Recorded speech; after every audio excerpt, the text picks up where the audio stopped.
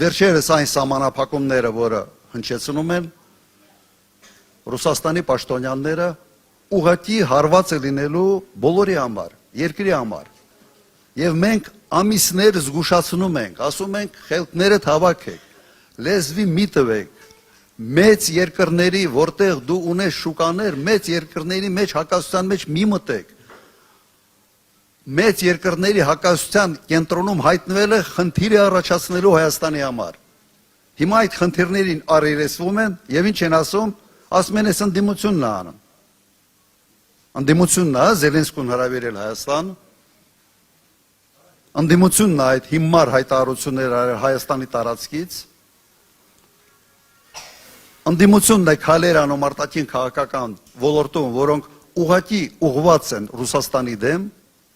մենք ենք անում։ Մենք ձեզ զգուշացրել ենք եւ շարունակում ենք զգուշացնել, խելքներդ հավաքեք։ Դուք ստեղ կառավարություն եք այս ժողովրդի համար, այս ժողովրդի շահերը սպասարկելու համար։